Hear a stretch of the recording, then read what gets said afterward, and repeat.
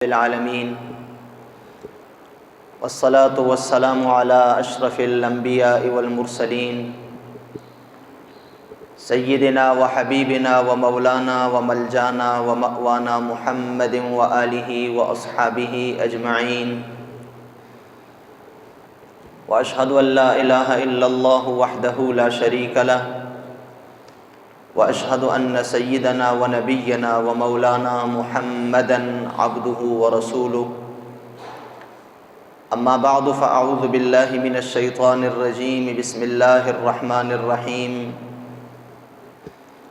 ایود احدکم ان تکون لہ جنۃ من نخیل واعناب تجری من تحتها الانہار لہ فیہا من کل الثمرات واصابہ الکبر وَلَهُ ذُرِّيَّةٌ ضُعَفَاءُ فَأَصَابَهَا إِعْصَارٌ فِيهِ نَارٌ فَاحْتَرَقَتْ كَذَلِكَ يُبَيِّنُ اللَّهُ لَكُمُ الْآيَاتِ لَعَلَّكُمْ تَتَفَكَّرُونَ صدق اللہ مولانا العظیم وبلغنا رسولہ النبی الکریم الامین ان اللہ وملائکتہ یصلون علی النبی یا ایہا الذین آمنوا صلوا علیہ وسلموا تسلیما اللہم صل وسلم وبارک علی سیدنا و مولانا محمد النبی الامی الحبیب العالی القدر العظیم الجاہ وعلی آلہ وصحبہ اجمعین صلاة و سلاما دائما علیک یا سیدنا یا رسول اللہ صلاة و سلاما دائما علیک یا سیدنا یا حبیب اللہ وعلی آلک و اصحابک یا سیدنا یا خاتم الانبیاء والمرسلین قابل قدر حاضرین و سامعین کرام 1445 ہجری کے رمضان شریف کا آج آخری جمعہ ہے جس کو ہمارے عام عرف اور اصطلاح میں جمعۃ الوداع کہا جاتا ہے اور جمعۃ الوداع کہنے کا مقصد اور اس کی غرض یہ ہوتی ہے کہ اس جمعے کے دن تمام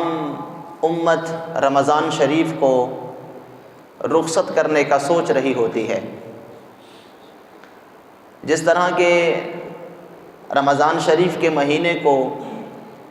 احادیث طیبہ میں مہمان قرار دیا گیا ہے کہ حضور اکرم صلی اللہ علیہ وسلم رمضان شریف سے پہلے خطبہ ارشاد فرمایا کرتے تھے اور آپ اس خطبے میں یہ ارشاد فرمایا کرتے تھے کہ اے لوگو، ایک تمہارے پاس اللہ کی طرف سے مہمان تشریف لا رہا ہے، تم نے اس مہمان کی قدر کرنی ہے، اس کی خاطر مدارت کرنی ہے۔ تو اسی فلسفے کو مد نظر رکھتے ہوئے رمضان شریف کا یہ آخری جمعہ اس مہمان کو، اس عظیم اور بابرکت اور رحمتوں والے مہمان کو رخصت کرنے کا جو ہے وہ سامان کیا جاتا ہے۔ اب رمضان المبارک کا یہ آخری جمعہ دو قسم کا ہو سکتا ہے۔ ہر بندہ اس جمعے کے دن اپنا محاسبہ کرے۔ رمضان شریف جہاں اپنی رحمتیں اور برکتیں لے کے آیا ہے، اور اسی طرح جس نے اس مہمان کی قدر نہ کی، ان ایام کو، ان مقدس دن اور راتوں کو اس نے اپنے لیے غنیمت نہ سمجھا اور ان دن اور راتوں سے اس نے کوئی فائدہ حاصل نہ کیا، تو اس اعتبار سے دو قسم کے لوگ پائے جاتے ہیں۔ ہر ایک بندہ اپنا محاسبہ کرے، اپنے گریبان میں جھانکے۔ اگر تو اس نے یہ رمضان المبارک مہمان کی قدر اور مدارت کرنے میں گزارا ہے، اور جس طرح اللہ اور اس کے رسول کی مرضی اور حکم ہے اس کے مطابق اس نے یہ رمضان گزارا ہے، پہلے عشرے میں رحمت بھی حاصل کر چکا ہے، دوسرے عشرے میں اپنی مغفرت کا سامان بھی کر چکا ہے، اور تیسرے عشرے کی جو جہنم سے آزادی کا مژدہ ہے اس کے لیے بھی کوشش کر چکا ہے، تو فبہا، اسے اللہ کا شکر ادا کرنا چاہیے۔ لیکن اگر ایک انسان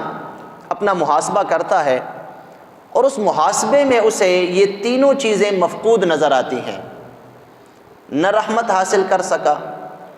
نہ دوسرے عشرے میں مغفرت حاصل کر سکا، اور نہ اس تیسرے عشرے کے جو ایام گزر گئے جہنم سے آزادی کا کوئی سامان نہ کر سکا، تو اس کے لیے یہ آخری جمعہ حسرت اور افسوس کا جمعہ ہے۔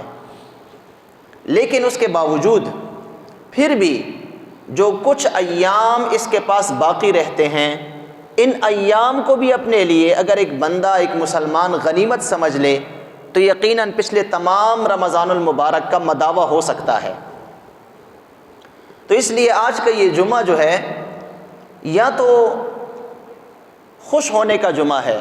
اس اعتبار سے کہ انسان نے اس مہینے میں اللہ کی عبادت کی، اور یہ بات بھی یاد رکھیے کہ صرف عبادت ہی نہیں کہ لوگوں کی دیکھا دیکھی مسجد آ گئے، لوگوں کی دیکھا دیکھی قرآن کی تلاوت شروع کر دی، لوگوں کی دیکھا دیکھی تسبیحات پڑھنا شروع کر دی، بلکہ ہر بندہ جب اپنے دل میں جھانکتا ہے تو ہر بندے کو اپنا آپ معلوم ہوتا ہے کہ بھئی میں اس وقت کس معیار پہ کھڑا ہوں۔ اگر ایک شخص نے جبہ اور دستار پہنا ہوا ہے لیکن دل میں اپنے آپ کو وہ جانتا ہے کہ میرا تقوی کا معیار کیا ہے، ایک بندہ ہے وہ جبہ دستار کا مالک نہیں ہے لیکن وہ بھی اپنے دل میں جب جھانکتا ہے تو اس کو یہ اظہر من الشمس ہے، روز روشن کی طرح اس پہ عیاں ہوتا ہے کہ اللہ کے ساتھ میرا معاملہ کیسا ہے۔ تو اگر ایک بندہ ہے اس نے لوگوں کی دیکھا دیکھی تو تمام اعمال کیے، لیکن اس جمعے کے دن وہ اپنا محاسبہ کرے کہ کیا واقعی جو ظاہر میں میں نے اعمال کیے ہیں ان اعمال کا میرے دل پہ کوئی اثر پڑا ہے کہ نہیں پڑا، میرے باطن پہ اس کا کوئی اثر پڑا ہے کہ نہیں پڑا۔ لوگوں کے سامنے تو میں نمازی بھی بنا، تسبیح پڑھنے والا بھی بنا، تلاوت کرنے والا بھی بنا، رات کو کھڑے ہونے والا بھی بنا، آنسو بہانے والوں میں سے بھی میرا شمار ہوا۔ کیا واقعی یہ تمام اعمال میں نے اپنے دل سے کیے اور کیا ان کا وہ اثر میرے دل پہ ہوا؟ اگر تو ہوا اور جواب اپنے دل سے مثبت آئے کہ ہاں بالکل ہوا، تو پھر یہ جمعہ شکرانے کا جمعہ ہے، پھر یہ جمعۃ الوداع، پھر شکر ادا کرنے کا جمعہ ہے، اور یہ دعا کرنے کا جمعہ ہے کہ اللہ جو کچھ میں نے کیا، میں بڑا کمزور ہوں لیکن جو کچھ کیا تیری رضا کے لیے کیا، اے اللہ تیرے محبوب کے بتائے ہوئے طریقے کے مطابق کیا، اے اللہ مجھ سے ان اعمال کو قبول کر لے۔ پھر تو وہ یہ دعا کرے، اللہ کا شکر ادا کرے۔ اور اگر دل سے جواب منفی ملے اور دل یہ اقرار کرے، تصدیق کرے کہ نہیں جو کچھ تم نے کیا ہے یہ دل سے نہیں تھا، اللہ کی رضا کے لیے نہیں تھا، تم نے تو وقت ضائع کیا، تو اگر اندر سے جواب نفی میں ملے تو پھر یہ جمعہ حسرت کا، افسوس کا جمعہ ہے کہ انسان اپنے اوپر جتنا افسوس کرے وہ کم ہے کہ اتنی برکتوں والا مہینہ میرے پاس آیا اور میں نے اس مہینے کو ضائع کر دیا۔ تو یہ جمعۃ الوداع یہ ہمارے لیے یہ دونوں پیغام لے کے آتا ہے، لیکن ساتھ ساتھ چونکہ اللہ تعالیٰ کا وعدہ ہے ہر معاملے میں کہ لا تقنطوا من رحمت اللہ، میری رحمت سے مایوس نہیں ہونا۔ اگر ایک بندے نے سارا رمضان المبارک غفلت میں، کوتاہی میں گزار دیا لیکن پھر بھی 3-4 دن اس کے پاس باقی ہیں، اگر تو ان بقیہ ایام میں چاہے وہ ایک دن ہی کیوں نہ ہو، چاہے وہ 1 گھنٹہ ہی کیوں نہ ہو، چاہے وہ 1 منٹ ہی باقی کیوں نہ ہو، اگر ایک بندہ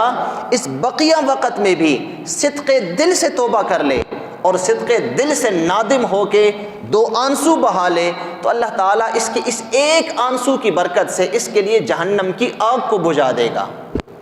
اس لیے حدیث شریف میں آتا ہے کہ مومن کی آنکھ سے جو آنسو نکلتا ہے، آنسو، اور ایک حدیث میں آنسو تو بہت بڑی چیز ہے، مومن جب اللہ کے سامنے روتا ہے اور اللہ کے ساتھ اپنا معاملہ جب درست کرتا ہے اور اس کی آنکھ صرف نم ہو جاتی ہے، آنسو تو وہ جو باہر نکل آتا ہے، جو ٹپکتا ہے، اس کی آنکھ صرف نم ہو جاتی ہے، اور حضور فرماتے ہیں کہ اس کی پلکوں میں وہ نمی آ جاتی ہے اور ایک چھوٹا ننھا سا قطرہ اس کی پلکوں میں آ کے اٹک جاتا ہے۔ حضور فرماتے ہیں جہنم کی آگ بجھانے کے لیے یہ ننھا سا قطرہ بھی کافی ہے۔ اس ایک قطرے میں اتنا زور ہے، دنیا کے سارے سمندر آپ جہنم کی آگ پہ پھینکیں اس پہ کوئی اثر نہیں پڑے گا، لیکن ایک چھوٹا ننھا سا قطرہ جو کہ ایک شخص کی پلکوں میں اٹکا ہوا ہے، نیچے بھی نہیں اترا، وہ جہنم کی آگ بجھانے کے لیے کافی ہے۔ تو آج کا یہ جمعہ یہ ہمیں یہ یاد دلاتا ہے، ہمیں جھنجھوڑ رہا ہے کہ کیا اللہ کے ساتھ تمہارا معاملہ درست ہوا؟ جو مہمان تمہارے پاس آیا تھا، اس مہمان کی تم نے قدر کی یا صرف اپنی ہی پیٹ پوجا کے پیچھے لگے رہے، صرف اپنی ہی خاطر مدارت کرتے رہے، اپنی ہی سحری اور افطاری کا بندوبست کرتے رہے اور خود مہمانوں کی طرح زندگی گزاری، یا جو مہمان تمہارے دسترخوان پہ بیٹھا تھا اس کی بھی کچھ خاطر مدارت کی ہے؟ اور یاد رکھیے کہ ہر چیز کا دار و مدار اور ہر عمل کا دار و مدار چونکہ وہ خاتمے پہ رکھا گیا ہے کہ انسان کا خاتمہ کیسے ہوتا ہے۔ رمضان المبارک تو گزر گیا، زیادہ دن گزر گئے، گنتی کے چند دن باقی ہیں، لیکن یہ باقی دن یہ بھی ہمارے خاتمے کو سنوارنے کے لیے کافی ہیں۔ اور پھر یاد رکھیے کہ میں نے پھر بھی آپ کو یہی کہنا ہے کہ احادیث مبارکہ میں ہمارے نبی نے ہمیں یہی تعلیم دی ہے کہ کامیابی اور نجات کا معیار یہ خاتمے پہ ہے کہ انسان کا خاتمہ کیسے ہوتا ہے۔ حضرت ابو ایوب انصاری رضی اللہ تعالیٰ عنہ آپ فرماتے ہیں حضور اکرم صلی اللہ علیہ وسلم کے پاس ایک اعرابی صحابی آیا دیہات میں سے، چونکہ وہ ذرا سادہ مزاج ہوتے ہیں، ایک ہی بات کو سمجھنے والے ہوتے ہیں۔ ایک صحابی تشریف لائے، سادہ مزاج تھے، دیہاتی تھے، تشریف لائے اور حضور سے عرض کی یا رسول اللہ علمنی و اوجز، یا رسول اللہ مجھے بس 2-3 باتیں سکھائیے، لیکن اوجز اختصار کے ساتھ، زیادہ لمبی چوڑی بات نہ ہو، زیادہ لمبا چوڑا عمل نہ ہو، بس 2 ٹوک الفاظ میں مجھے آپ کچھ نصیحت کیجئے کہ بس میں اسی پہ عمل کروں، اس سے آگے پیچھے میں نہ بڑھوں۔ تو حضور اکرم صلی اللہ علیہ وسلم جان گئے، چونکہ آپ حکیم ذات تھے، اپنی امتی کو جانتے تھے کہ میرا یہ امتی اس کی تربیت کیسی ہوگی، اس کی جو ہے وہ صفائی قلب کیسے ہوگا۔ تو حضور نے بھی مختصر الفاظ میں صرف 3 جملے کہے۔ آپ نے فرمایا اچھا قریب آ میرے۔ جب وہ قریب آیا تو حضور نے فرمایا اذا قمت فی صلاتک فصل صلاۃ مودع، تو جب بھی نماز کے لیے کھڑا ہو تو اس کو اپنی آخری نماز سمجھ کے پڑھا کر۔ صلاۃ مودع، صلاۃ مودع کا معنی ہے الوداعی نماز،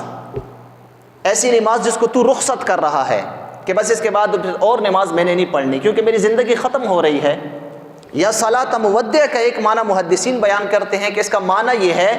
کہ تو ایسی نماز پڑھ گویا کہ تو سب کچھ، نماز روزہ سب کچھ چھوڑ کے یہاں سے جا رہا ہے، رخصت ہو رہا ہے مہمان کی طرح۔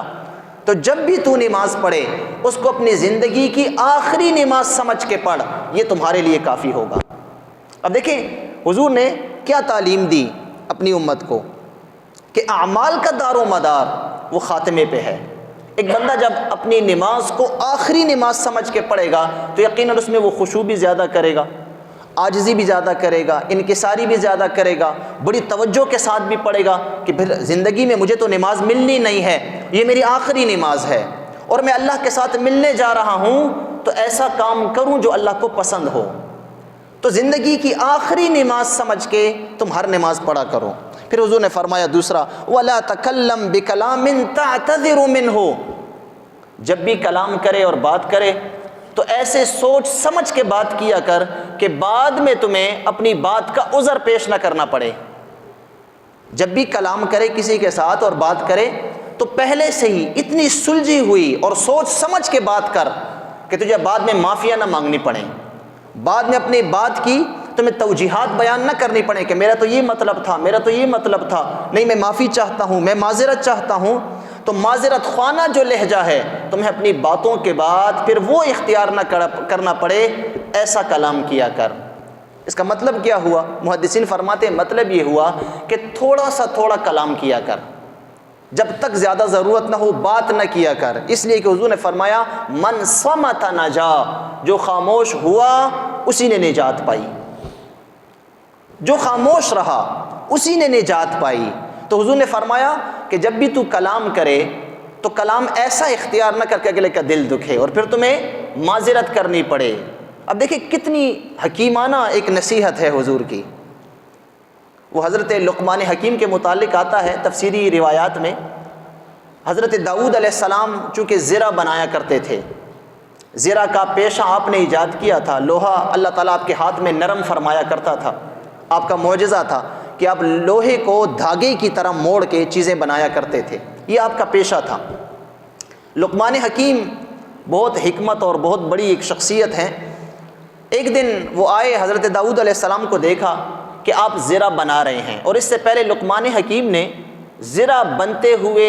یا بناتے ہوئے کسی کو دیکھا نہیں تھا۔ اب جب آئے اور انہوں نے دیکھا کہ داؤد علیہ السلام بیٹھے ہیں اور لوہا آپ کے سامنے پڑا ہوا ہے، اور اس کی چھوٹی چھوٹی کڑیاں بنا کے اپنے ہاتھوں سے اس کو موڑ بھی رہے ہیں اور کوئی چیز بنا رہے ہیں، تو لقمان حکیم کہتے ہیں کہ میرے دل میں آیا کہ میں پوچھوں کہ اللہ کے نبی آپ کیا بنا رہے ہیں،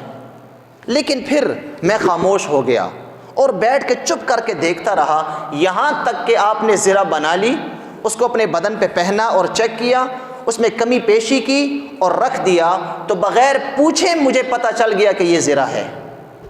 اور آپ زرہ بنا رہے ہیں۔ تو لقمان حکیم کہتے ہیں، اپنے بیٹے کو جب نصیحت کرتے ہیں تو فرماتے ہیں کہ بیٹا، خاموشی میں جو فائدہ ہے وہ کلام کرنے میں نہیں ہے، خاموش رہنے میں تجھے جتنا فائدہ ملے گا اتنا فائدہ تمہیں کلام کرنے میں نہیں ملے گا۔ تو الغرض یہ کہ حضور نے فرمایا کہ جب بھی کلام کرے، بات کرے، تو ایسی بات کیا کر جس کے بعد تمہیں معذرت نہ کرنی پڑے۔ اور پھر حضور نے فرمایا کہ تیسرا کام یہ کر، وَأَجْمِعِ الْيَأْسَ عَمَّا فِي أَيْدِ النَّاسِ، لوگوں کے پاس جو دنیاوی لر و فر تو دیکھتا ہے، لوگوں کے پاس جو دنیاوی مال و دولت اور جو عہدے دیکھتا ہے، کبھی اس کو اپنے لیے حاصل کرنے کی کوشش نہ کرنا اور ان چیزوں سے مایوس ہو جانا، اور یہ عقیدہ رکھنا کہ جو دنیا کا مال اور دولت اور یہ عہدہ اور یہ عیش و عشرت فلاں شخص کے پاس ہے، مجھے کبھی بھی نہیں مل سکتی، تو تمہیں اللہ تعالیٰ قناعت کی دولت دے دے گا۔ تو کسی کا مال دیکھ کے تمہارے منہ میں پانی نہیں آنا چاہیے، کسی کی اچھی زندگی دیکھ کر تمہارے منہ میں پانی نہیں آنا چاہیے، بلکہ جو کچھ اللہ نے تمہیں دیا ہے اسی پہ قناعت اختیار کرتے رہو۔ حضور نے فرمایا اگر یہ 3 باتیں تم نے اپنے پلے ڈال لی، تمہاری نجات کے لیے یہی کافی ہے۔ تو دیکھیں، اختتام پہ حضور نے زور دیا کہ تمہارا خاتمہ جو ہے وہ اچھا ہونا چاہیے۔ اسی لیے یاد رکھیے، ماہ مبارک رمضان شریف ہم سے جا رہا ہے اور اس کے آخری ایام ہیں، خاتمہ ہے، اس لیے میں نے آپ کو کہا کہ ہر ایک بندہ اپنا محاسبہ کرے کہ آیا میرا خاتمہ رمضان شریف کا جو ہے، آیا یہ اچھا ہے یا اچھا نہیں ہے۔ اگر تو پچھلے ایام اچھے نہیں گزرے تو اپنا خاتمہ انسان بہتر بنا دے، رمضان شریف کو اچھی طرح گزارے، اس نیت کے ساتھ کہ کیا پتہ اگلا رمضان مجھے نصیب ہوگا یا نہیں ہوگا، کیا پتہ اگلے رمضان تک مجھے زندگی ملے گی نہیں ملے گی، ہو سکتا ہے شب بارات کو 15 شعبان کی رات کو ہماری زندگی کا وہ پتا اس درخت سے گر چکا ہو اور ہمارا نام مردوں میں لکھ دیا گیا ہو۔ تو اس نیت کے ساتھ رمضان کے یہ باقی 3-4 ایام گزاریں کہ اگلا رمضان مجھے نصیب نہیں ہوگا، میرے پاس نجات کے لیے یہی 3-4 دن باقی رہتے ہیں، میری مغفرت کے لیے، اللہ کی رحمت حاصل کرنے کے لیے۔ تو ایک یہ چیز ہے کہ انسان اس رمضان المبارک میں جو باقی دن ہیں ان کو اپنے لیے غنیمت سمجھے۔ اور پھر یاد رکھیے، جب انسان اس چیز کو اپناتا ہے کہ میرا خاتمہ اچھا ہو، جیسا کہ حضور نے فرمایا انما الاعمال بالخواتیم، ہمارے تمام اعمال کا دار و مدار وہ خاتمے پہ ہے کہ ہمارا خاتمہ کیسے ہوا۔ اگر ایک شخص نے رمضان المبارک کے شروع کے ایام تو اچھے گزارے، جو ایام گزر گئے عبادت میں، ریاضت میں، بڑے اچھے طریقے سے گزارے، لیکن آخر میں آ کے اس نے کوئی ایسا کام کر دیا کہ جو غفلت کا باعث بنا، اور آخری دنوں میں وہ غافل ہو گیا اور آخری دن اس نے ضائع کر دیے، اپنا خاتمہ اس نے خراب کر دیا، تو پچھلے جتنے اعمال تھے وہ سب کے سب غارت گئے، اس کا کوئی فائدہ ہی حاصل نہ ہوا۔ تو آج کا جمعہ ہمیں یہ بھی جھنجھوڑ کے کہہ رہا ہے، یہ جمعۃ الوداع ہمیں یہ کہہ رہا ہے کہ ہم نے اپنے پچھلے ایام پہ نظر دوڑانی ہے۔ اگر پچھلے ایام اچھے گزرے ہیں تو باقی ایام بھی اچھے گزرنے چاہیے تاکہ خاتمہ درست ہو، اور جب خاتمہ درست ہوتا ہے تو پھر انسان کو وہ ساری چیزیں ملتی ہیں جو اللہ اور اس کے رسول نے وعدہ فرمایا ہے۔ اور خاتمہ، حضور اکرم صلی اللہ علیہ وسلم اکثر دعاؤں میں آپ کی یہ دعا بھی ہے، حضرت انس بن مالک رضی اللہ عنہ فرماتے ہیں کہ حضور اکثر نماز کے بعد جو دعائیں کیا کرتے تھے، ان دعاؤں میں ایک دعا یہ بھی ہوا کرتی تھی، حضور فرمایا کرتے تھے، عرض کیا کرتے تھے، اے اللہ اللہم اجعل خیر عمری آخرہ، اے اللہ میری عمر کا آخری حصہ بہتر بنا دے، پچھلی عمر جیسی بھی گزری، اے اللہ میری عمر کا آخری جو حصہ ہو وہ تیری رضا والا ہو، وہ بہتر بنا دے۔ اور دوسری دعا کرتے، اللہم اجعل خواتیم عملی رضوانک، اے اللہ میرا خاتمہ جن اعمال پہ ہو وہ اعمال تیری رضا والے ہوں، اے اللہ میرا خاتمہ تیری رضا والے عمل کے مطابق ہو۔ اور تیسری دعا کیا کرتے تھے، اللہم اجعل خیر ایامی یوم القاک، اے اللہ جو میرا آخری دن ہو، جو تیری ملاقات کا دن ہو، وہ دن میری زندگی کا سب سے بہترین دن ہو۔ تو خاتمے کے لیے حضور اکرم صلی اللہ علیہ وسلم نے اپنی امت کو زور دیا کہ خاتمہ تمہارا بہتر ہونا چاہیے، زندگی جیسی بھی گزر گئی لیکن خاتمہ تمہارا بہتر ہو۔ مسلم شریف کی حدیث ہے، ایک غزوہ ہو رہا تھا، جنگ تھی، جنگ کے دوران ایک شخص نے بڑے بہادری کے جوہر دکھائے، بہت سارے کافروں کو اس نے مارا، بڑی بہادری کے جوہر اس نے دکھائے، صحابہ اش اش کرنے لگے۔ پھر بعد میں جب جنگ ختم ہوئی تو اس کی لاش ملی مقتولین میں، اسے قتل کیا گیا تھا، تو صحابہ کرام کو بڑا افسوس ہوا اور صحابہ اس کے لیے کلمات خیر کہنے لگے کہ یہ تو بخشا ہوا ہے، یہ اس کی تو مغفرت ہو چکی ہے، کیونکہ اس نے بہادری کے جوہر بھی دکھائے اور پھر یہ شہید بھی ہوا، اس کا خون بھی بہا۔ تو صحابہ اس کی تعریف کر رہے تھے، حضور نے فرمایا مہ مہ، اے میرے صحابہ زیادہ تعریفیں نہ کرو، زیادہ تعریفیں نہ کرو، میں دیکھ رہا ہوں وہ جہنم کی آگ میں جل رہا ہے۔ صحابہ بڑے حیران ہوئے، عرض کی یا رسول اللہ ہم نے تو دیکھا اس کی وجہ سے کتنے صحابہ کو تحفظ ملا، کتنے صحابہ کے لیے وہ ڈھال بنا، کتنے کافروں کو اس نے جو ہے وہ تہ تیغ کیا، یا رسول اللہ آپ کہہ رہے ہیں کہ وہ جہنم میں ہے اور پھر وہ شہید بھی ہوا۔ حضور نے فرمایا نہیں، زیادہ جلدی نہ کرو، وہ شہید نہیں ہے، وہ جہنم کی آگ میں مجھے دکھ رہا ہے۔ خیر صحابہ کرام خاموش ہو گئے جب لاشوں کو اکٹھا کیا گیا، اور بعد میں بعض صحابہ نے گواہی دی، پتہ چلا کہ جب وہ جنگ کر رہا تھا، جنگ کے دوران اسے زخم لگا اور اس زخم کو وہ برداشت نہ کر سکا، اس نے اپنی ہی تلوار زمین میں گھاڑی اور خود اپنی تلوار پہ اس نے اپنا سینہ ڈال کے خودکشی کر لی۔ خاتمہ اس کا خودکشی پہ ہوا، خاتمہ اس کا خودکشی پہ ہوا، حالانکہ جہاد کر رہا تھا، میدان جہاد میں ہے۔ تو جب صحابہ نے یہ دیکھا تو انہوں نے تعجب سے اللہ اکبر کہا کہ ہمارے نبی صلی اللہ علیہ وسلم سچ فرما رہے تھے کہ میں اسے جہنم کی آگ میں دیکھ رہا ہوں۔ غزا تو اس نے کیا، جہاد بھی کیا، مسلمانوں کو تحفظ بھی دیا، اسلام کے لیے تلوار بھی چلائی، لیکن خون اس کا اللہ کی رضا کے لیے نہیں بہا، بلکہ اس کا خاتمہ خودکشی پہ ہوا۔ حضور نے فرمایا میں اس کو جہنم کی آگ میں دیکھ رہا ہوں۔ تو خاتمے کی طرف ہم نے توجہ دلانی ہے، اور خاتمہ اتنا اہم ہے، خاتمہ کہ حضور فرماتے ہیں، بخاری شریف کی حدیث ہے، لقنوا موتاکم بلا الہ الا اللہ محمد الرسول اللہ، اپنے مردوں کو، یعنی جو شخص قریب المرگ ہے اور آپ دیکھ رہے ہیں کہ اس کی جان کنی کا وقت آ چکا ہے، اس کی سانسیں اکھڑ رہی ہیں، تو حضور فرماتے ہیں اس کو لا الہ الا اللہ کی تلقین کرو، تاکہ آخری وقت میں اس کے دل و زبان پہ کلمہ طیبہ جاری ہو جائے۔ اور اس کا طریقہ یہ ہے کہ جو شخص نزع کے عالم میں ہے، کیونکہ اس پہ سختی ہے، سکرات الموت کی تنگی ہے اس پہ، تو اس کے قریب جو افراد بیٹھے ہوں وہ دھیمی آواز میں لا الہ الا اللہ لا الہ الا اللہ پڑھنا شروع کر دیں، اتنی آواز میں کہ اس کے کانوں تک آواز پہنچے، تاکہ وہ بھی لا الہ پڑھنا شروع کر دے، کلمہ شہادت پڑھنا شروع کر دے۔ اگر آپ اس کو کہیں گے کلمہ پڑھ، تمہاری تو سانس نکل رہی ہے، کلمہ پڑھ، تو یہ نہ ہو کہ وہ سختی کی وجہ سے، تکلیف کی وجہ سے کہیں پڑھنے سے انکار نہ کر دے کہ جاؤ مجھ پہ کیا بیت رہی ہے، تو مجھے کلمے کا کہہ رہے ہو۔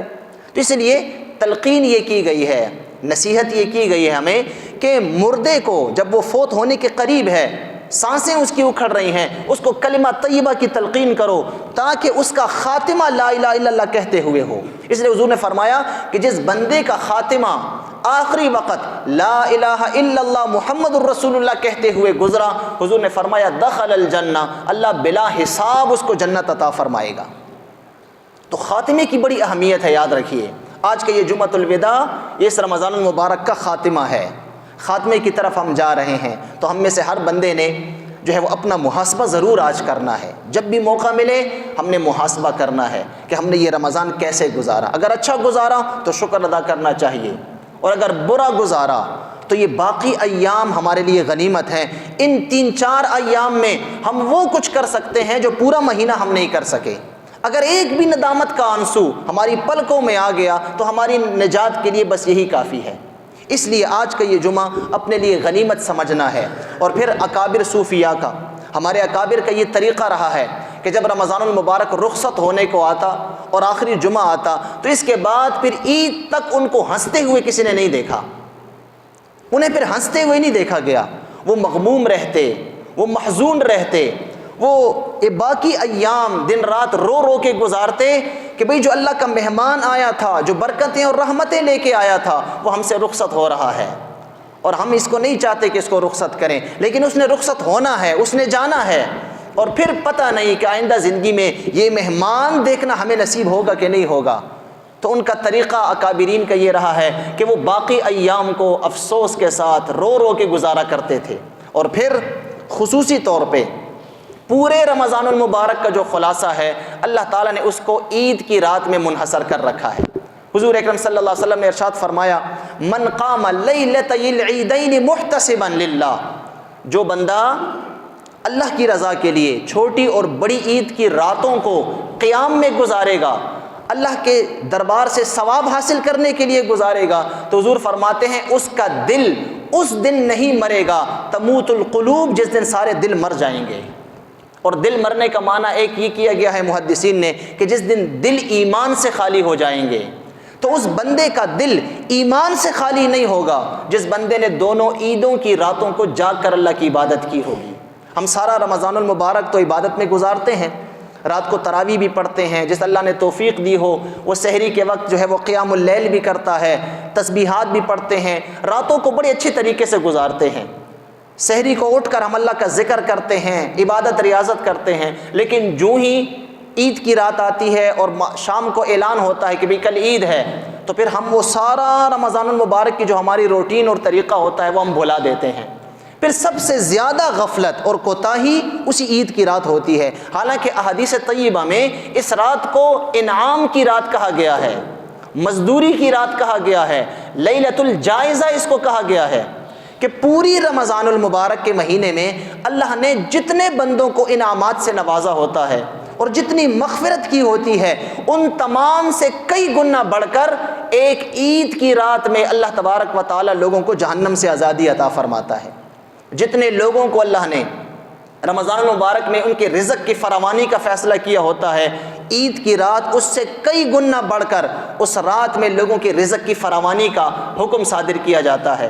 مغفرت کے دروازے کھولے جاتے ہیں، مغفرت بہائی جاتی ہے، اللہ کے خزانوں کو مخلوق پہ بہایا جاتا ہے۔ تو یہ آخری رات یہ ہمارے لیے بنیادی خلاصے کی رات ہے۔ پورے رمضان المبارک کا خلاصہ اللہ تبارک و تعالی نے عید کی رات میں منحصر کر دیا ہے۔ تو اگر یہ رات ہم غفلت میں گزار دیں، یہ رات ہم سیل سپاٹے میں گزار دیں، یہ رات ہم صرف اور صرف کل کے دن کی تیاری میں گزار دیں، تو پھر یقیناً ہمیں افسوس کے علاوہ اور کچھ نہیں کرنا چاہیے۔ اس لیے خاص کر میں نوجوانوں سے یہ کہوں گا کہ ہمارے نوجوان جب عید کا نام سنتے ہیں تو وہ شترے بے مہار کی طرح پھر روڈوں پہ بھاگتے ہیں، پھر انہیں نہ اپنے کا پتہ، نہ پرائے کا پتہ، نہ کسی کے آرام کا پتہ، نہ کسی کے سکون کا پتہ، نہ پھر حیا کا پتہ، نہ عزت کا پتہ، نہ کسی کی جو ہے وہ عزت کا کسی کو پتہ۔ پھر ہمارے نوجوان جو ہے وہ اتنے آپے سے باہر ہو جاتے ہیں کہ شاید انہیں پنجرے سے کھول کے آزاد کر دیا گیا ہے، حالانکہ یہی رات جوانوں کے لیے عبادت کی رات ہے، یہی رات مغفرت کی رات ہے۔ یہ نہ ہو کہ پورا رمضان المبارک ایک جوان نے عبادت میں گزارا اور آخری رات جو عبادت کی رات ہے، جو اللہ سے انعام وصول کرنے کی رات ہے، جو مزدوری حاصل کرنے کی رات ہے، وہی رات ضائع کر دی جائے اس مزدور کی طرح جس نے پورا مہینہ دیہاڑی کی اور آخر میں جب اس کو دیہاڑی دینے کا اور پیسے دینے کا جو ہے وہ باری آئی اور وہ یہ کہہ کے بھاگے کہ مجھے تو کچھ نہیں چاہیے، یا مالک نے پیسے دینے سے انکار کر دیا، اب اس کے اوپر کیا گزرے گی؟ تو یہ رات انعام کی رات ہے، اس رات کو ضائع نہیں کرنا چاہیے، اس رات کو بڑے اہمیت دینی چاہیے۔ اس لیے انسان اپنی ضروریات زندگی بھی پوری کرے، اپنے لیے شاپنگ بھی کرے، کل کے دن کے لیے تیاری بھی کرے، لیکن اس رات کو ضائع نہ کرے۔ کہنے کا مقصد یہ ہے اپنی زندگی کی باقی ضروریات بھی اس نے پوری کرنی ہے، لیکن اس رات کو غنیمت سمجھتے ہوئے اللہ کی عبادت میں، دعا اور پناہ میں گزارے۔ اور پھر خصوصاً ہماری فجر کی نمازیں، رمضان المبارک میں کتنی بڑی ہوتی ہیں، جماعت کتنی بڑی ہوتی ہے، بعض مساجد میں جگہ تک نہیں ہوتی، لیکن جو ہی عید کا دن آتا ہے فجر کی نماز میں وہی گنے چنے چند لوگ ہوتے ہیں جو سارا سال آتے ہیں، پھر مسجدیں خالی ہو جاتی ہیں۔ حالانکہ یہ فجر، یہ کتنی اہم فجر ہے، عید کے دن کی فجر۔ پھر اس دن ہم غفلت میں سوئے ہوئے ہوتے ہیں، پھر عید کے لیے ہم اٹھتے ہیں، اور عید کے لیے ہر بندہ کوشش کرتا ہے، اگر شہر کے دوسرے کنارے پہ جانا پڑے وہاں بھی جا کے نماز ضرور پڑھتا ہے۔ حالانکہ عید کی نماز سے زیادہ اہم فجر کی نماز ہے، عید کی نماز زیادہ سے زیادہ واجب ہے ہمارے احناف کے ہاں۔ باقی ائمہ تو عید کی نماز کو سنت سمجھتے ہیں۔ آپ یوں کہہ سکتے ہیں عید کی نماز یا سنت ہے یا زیادہ سے زیادہ واجب ہے، اور فجر کی نماز فرض ہے۔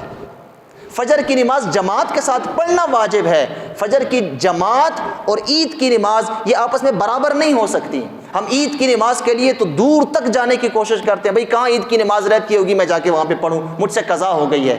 لیکن فجر کی نماز ہم نہیں پڑھتے۔ جو ضروری ہے وہ ہم چھوڑ دیتے ہیں، اور جو کم درجے کی ہم اس کے پیچھے بھاگ رہے ہیں۔ تو یہ ہمارا دوغلا پن جو ہے یہ ہمارا ختم ہونا چاہیے۔ اس لیے عید کے دن کو، عید کی رات کو ہمیں جو ہے وہ غفلت سے نکل کے اللہ کی عبادت میں گزارنا چاہیے۔ اللہ تبارک و تعالی ہم سب کو نیک اعمال کرنے اور ہمارے نیک اعمال کو قبول اور منظور فرمائے، اور اللہ تعالی ہم سب کو اپنے باقی ایام اپنی رضا کے لیے گزارنے کی توفیق عطا فرمائے۔ وصلی اللہ تعالی علی خیر خلقہ محمد وآلہ وصحبہ اجمعین۔